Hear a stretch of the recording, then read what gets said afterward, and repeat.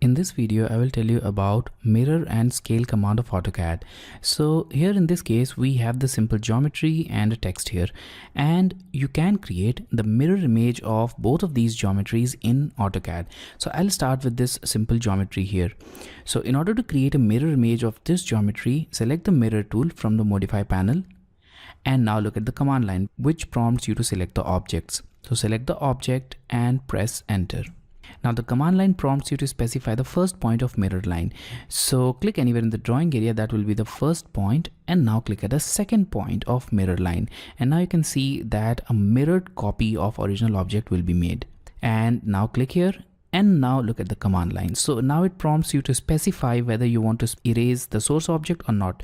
So we don't want to erase this source object. So I'll select no, the default value, and simply press enter. So here we have the mirrored image. Now let's say that we want to make a mirror image of both of these objects on the upward side. So for that, I'll once again select the mirror tool. Now select both of these objects, press enter, and now specify this as the first mirroring point and this one as the second mirroring point, and simply press enter. Here we have it, the geometry as per our requirement. Now in case you want to make a complete mirror image of all of these four geometries somewhere over here, for that, you can again select the mirror tool, select the complete set of objects, press enter. Now again, you need to specify the mirroring line. So I'll select this as the first mirroring line and this point as the second mirroring line. And now let's erase the source object in this case. So I'll click on yes, and the source object is deleted and a copy of that object is made here. So now let's press Ctrl Z a couple of times to return back to the original geometry. Now we'll try the mirror tool on this text also. So select the mirror tool, select the text, press enter, and now click at a point and then click at second point and press enter. But in this case, you'll notice that the mirror copy has not been made. It is simply a copy of this original object, and these two objects are not laterally inverted as it was in case of this object. So in order to make a mirror image of text, you need to ensure that the mirror text system variable is set to 1. So I'll make a copy of this object here. And now I'll apply the mirror tool once again on this text. So before that, I'll change the system variable. So let's type mirror text and change its value to 1 and press enter. Now select the mirror tool, select the text, press enter, specify the first point and the second point and press enter.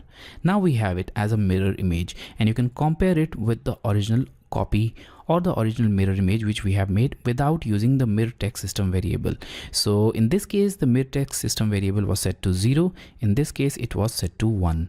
So I'll once again type mirror text and I'll change its value to default 0. Now let's look at the scale tool.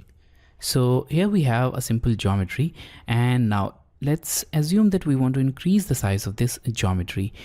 So in order to increase the size, you can use the scale tool. So simply select the scale tool here on the modify panel, select the object, press enter, and now look at the command line. It now prompts you to specify the base point. So base point will be the point which will remain fixed when the object will be elongated or contracted. So when the size of this object will change, the base point will remain fixed. So I'll select this lower left corner as the base point, and now you'll notice that the size of object changes along with our cursor.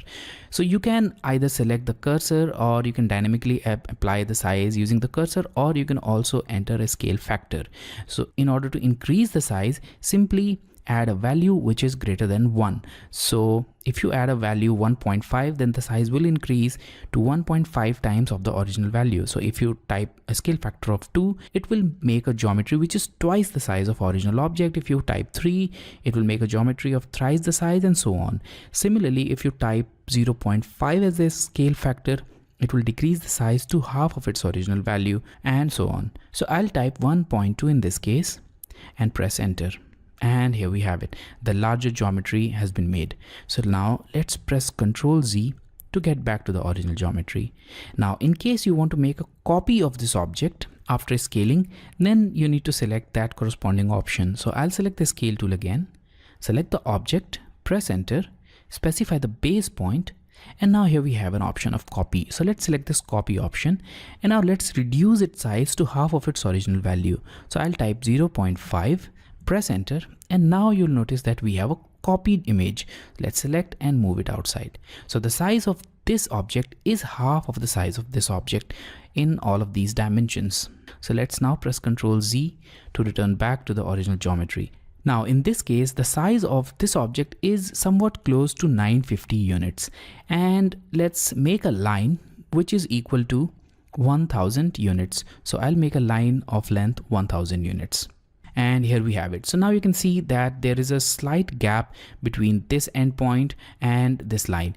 So let's assume that we want to scale this drawing in such a way that the base length becomes 1000 units and all the remaining length stretches in the similar proportion.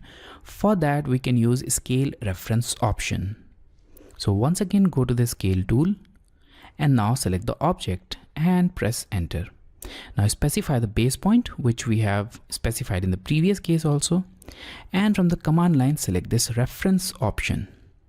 Now we need to specify the reference length, which is the length of this line from this point to this point. So I'll simply click at this point, and now I'll click at this point. So that's the reference length. Now you need to specify the new length, and the new length is 1000 units. So simply stretch it and click at the end of this 1000 unit length line.